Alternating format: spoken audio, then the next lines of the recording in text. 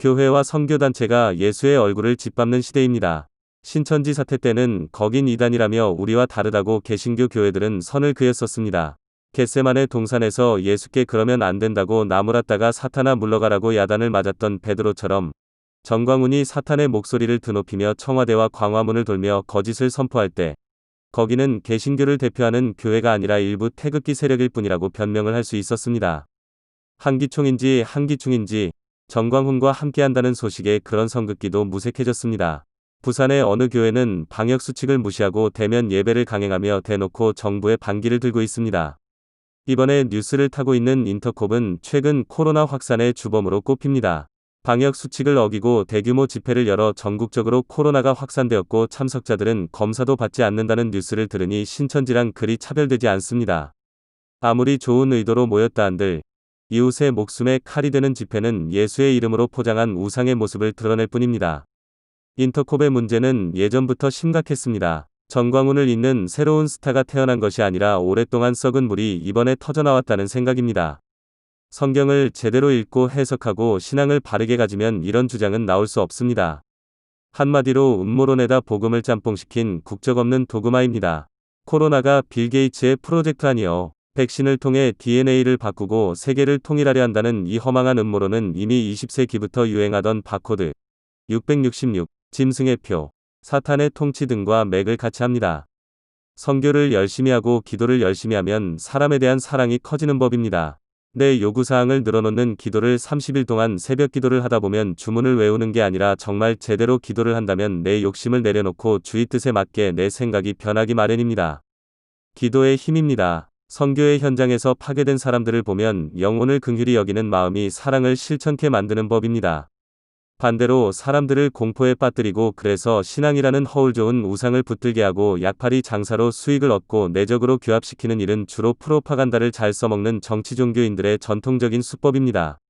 선교단체든 교회든 자기의 나라를 건설하기 시작하는 경우를 많이 봅니다. 네, 물론 하나님의 이름으로 포장합니다. 사실은 자신들도 헷갈리는 법입니다. 스스로 속기도 합니다. 자기의 성을 바벨탑처럼 높이 세우면서 하나님을 위한다고 스스로 착각하거나 적극적으로 남을 속입니다. 아무리 그래도 그렇지요. 아무리 선교단체를 열심히 하고 기도를 열심히 하고 영빨이 올라도 세계경제와 정치에 통달해서 빌 게이츠의 음모와 백신의 위험성을 깨달을 수는 없는 법입니다. 그런 기적은 일어나지 않습니다. 서록 정광훈처럼 직통계시로 하나님이 뭔가 알려주셨다고 주장해도 그 목소리는 거의 100% 사탄의 목소리일 가능성이 큽니다. 최바울 대표의 문제를 아는 사람들은 오랫동안 알고 있었지만 인터콥이라는 선교단체의 긍정적 역할 때문인지 아니면 선교단체라는 의상이 있어서 그런지 그렇게 큰 비판의 대상이 되지는 못했습니다. 하지만 이번에는 제대로 터진 듯합니다. 네. 이번 기회에 복음 대신에 음모론을 선교하고 전파하는 이 단체는 해산에 준하는 대대적인 수술이 들어가야 합니다. 그냥 문을 닫는 것이 복음과 한국교회의 미래를 위해서 더 좋을지도 모르겠습니다.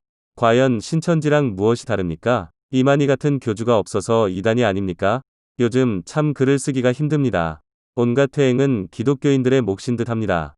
비판해봐야 누워서 침 뱉기 같습니다. 썩은 부위가 있다면 살을 도려내는 아픔이 있어도 잘라내야 합니다. 그래야 삽니다. 하지만 요즘은 교회가 살아있는 몸이 아니라 시체 같습니다. 시체 덩어리의 한 부분에 조금 깨끗하고 덜 썩은 부분이 있는 게 아닌가 싶습니다. 아무리 나는 아니라고 우리는 아니라고 선을 그어도 복음은 그렇지 않다고 차별화하려고 해도 누가 보면 그저 시체일 뿐입니다. 그래서일까요? 자꾸 그만하자 싶습니다. 열왕기상 18장에 보면 엘리야 선지자가 아합 왕을 만나는 장면이 나옵니다. 온갖 악을 행하고 바알을 섬기며 나라를 도탄에 몰아넣었던 그 아합 왕이 엘리야를 보자 이렇게 묻습니다. 이스라엘을 괴롭게 만드는 자, 너구나. 엘리야가 대답합니다. 이스라엘을 괴롭게 만든 건 내가 아니거든. 아합 왕 당신과 당신의 집이 이스라엘을 괴롭게 한 거잖아. 당신이 여호와의 명령을 버렸고 당신이 바알들을 따랐기 때문에 이스라엘이 고통을 받는 거잖아. 적반하장도 유분수입니다. 아합 왕은 거짓 선지자들을 거느리고 바알을 섬기며 백성들을 죄에 빠지게 만들고 나라를 도탄에 몰아넣었습니다. 그런데 거꾸로 아합 왕의 악에 대해 목숨을 걸고 지적하고 싸우는 선지자 엘리야를 향해 네가 이스라엘을 괴롭게 만든 자라고 합니다. 2021년 한국 땅의 아합 왕과 거짓 선지자들이 너무나 많습니다. 이웃을 내 몸과 같이 사랑하라며 몸소 자신을 희생하여 십자가에서 죽임을 당한 예수의 가르침은 아랑곳 없이 성서에 흐르는 고아와 과부와 나그네를 보호하고 정의와 공평이 물같이 흐르게 하라는 하나님의 가르침에는 콧방귀를 뀌고 자신이 회장으로 취업한 혹은 자신이 일군 지역교회를 부강하게 만들고 자신이 대표로 있는 단체가 돈줄이 되고 밥줄이 되고 권력의 줄이 되도록 만드는 그런 거짓 선지자들 말입니다. 거짓 선지자를 너무 많이 접하다 보니 목사를 보면, 선교사를 보면 일단 의심부터 하게 됩니다. 이 자는 아합이 거짓 선지자인가? 아니면 엘리야나 그처럼 하나님이 숨겨놓은 7,000명의 선지자인가? 가장 불행한 것은 거짓 선지자들을 참 선지자로 믿고 따르는 성도들입니다. 이런 글을 올리면 왜 우리 목사님을 욕하냐며, 왜 우리 선교사님을 비판하냐며 당신이 뭐냐며 득달같이 달려들어 혐오의 메시지를 던지는 분들을 접하게 됩니다. 하지만 그런 욕을 먹어도 화가 나기는커녕 침울해집니다. 그들도 다 피해자들입니다. 영적 지도자를 잘못 만나 금송아지를 하나님으로 알고 섬기는 불쌍한 자들입니다.